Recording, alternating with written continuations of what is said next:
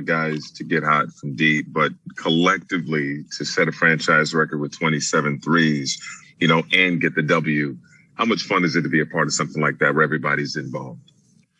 It's great. We know how capable offensively we are. That first half, I keep preaching defense because, that's something that we need to keep getting better at and keep improving on.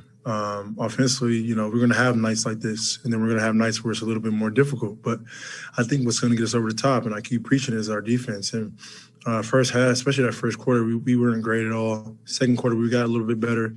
And that third quarter, halftime, coach talked to us and said, we got to guard somebody. And we took it upon ourselves collectively to get stops and guard. And I think they had 20 points in that third quarter. And that allowed us to get out in transition and get easy buckets and things like that. So it's very important. And we did a good job of that, especially in the second half. When you reflect on these 3 wins in a row, James, what areas do you feel like you guys have made the biggest improvement over the course of these last few games? I think our effort, which it shouldn't be, but our effort and having each other's back.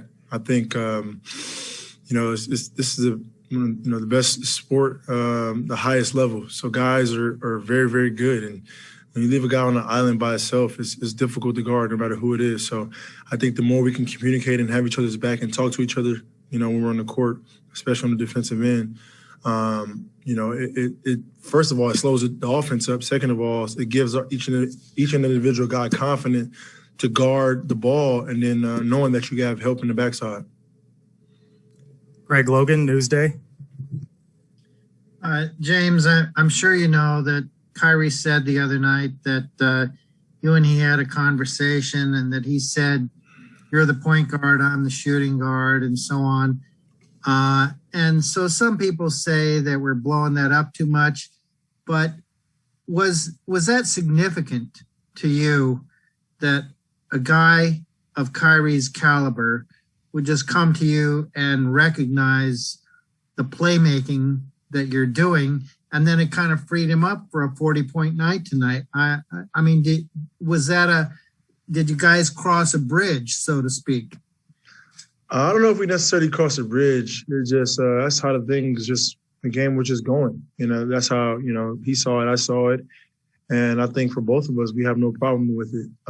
At the end of the day, we're both playmakers, we're both scorers. Because at any point, we both can get hot and get it going, and then we're also unselfish to where we can make plays for our team. So, for me, as a player, I just try to get guys in their spots and make sure that I'm feeding everybody across the board. Obviously, now getting familiar with Kai a little bit more, I know his spots and where he likes the ball, and we just let him go and be free and do what he do at a high level, because he's one of the best that this game has ever seen at doing that. And then for us and for myself, just getting guys involved and playing the right way, which I think we all do, every possession. So, we're both playmakers, we're both scorers at the end of the day, and we're both unselfish, and all we want to do is win. Blake Andrews, ESPN. Hey, James, 2 for you. First, when you came to Brooklyn, you talked about wanting to be on a team with a lot of guys that can take over, a lot of guys that can share the burden. Where does this game stack up in that vision that you had? This was the vision right here, this game itself. No matter, obviously Katie, is out tonight, but, next man up, Tyler did an unbelievable job of coming in and playing really good minutes. And then it goes by, I think from top to bottom, everyone has the same goal, and that's to win. Obviously, DJ, dealt with, family over these last few days.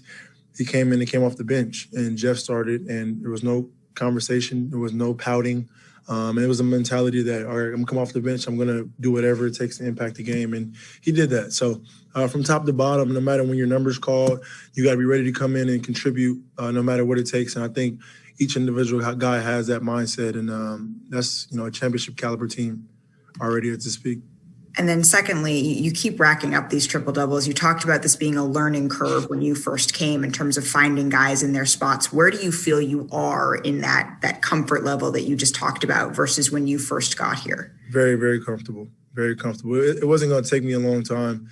And just I think the communication is key. Letting guys, telling them or helping them get in their spots, helping them, being able to, knock down shots, making the game a lot easier for each individual player because it's going to free up myself at the end of the day. So the comfort levels there, the coaches, teammates did an unbelievable job of helping me with that. And then just knowing who I have on my team. That's a huge part of it. Not trying to be competitive with anyone on my team, just doing what I do every single night to the best of my ability. Thank you. Brian Lewis, New York Post. Hey, James. The way the schedule is, I mean, you guys have had everybody has had very little practice time. But you've had a couple practices now of late. You've started shooting around. We see before these games. The way you guys have played of late last 3 games, especially defensively, I mean, do you see a momentum growing that you hope might be sustainable at this point? Yes, because it's a total team effort. Obviously, we would love to have Kevin back for more than one game, but once we get our full roster and Kevin's back and everyone's healthy and we can kind of get a rhythm, we haven't really had a full roster where we can get a rhythm yet for multiple games. So once we can get that full roster, then we can really see what we got and we can really be something special. But until then, defensively is going to have to be our mindset because offensively, like I keep harping on, we can score with the best of them. And so, the shoot-arounds is helping us. Watching film is helping us and communicating is helping us. And, I think each individual guy comes in the game with that defensive mentality. Bruce Beck, NBC New York. James, Malika mentioned triple-doubles. You have 5 triple-doubles in 15 games. Do you fill the box score intuitively just by playing the game the way you know how? I just try to make the right play and play the game the right way. I don't really pay attention to that, the stats or whatnot. I just know coming in, from the trade that, defensively and rebounding, we weren't the best at. So my mindset was as a guard, try to be a really good rebounder. And then, obviously make plays is something that I've, always naturally done. So it's just a mindset thing, and it's, being in the right places and trying to communicate and just engaged, try to be engaged as much as possible every possession.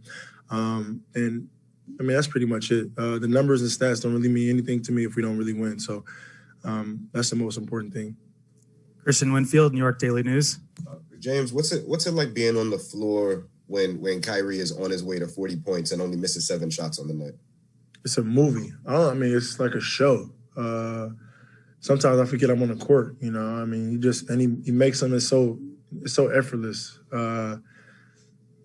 One of the reasons why I'm here, because and it's so easy. Obviously for myself, but he makes the game so easy for the rest of the team. When he has it going like that, obviously we're scoring at a high level. But he's so unselfish. Once he starts getting double teamed and surrounded, he's able to find his shooters in his big. So we love to see it. Alex Schiffer, The Athletic.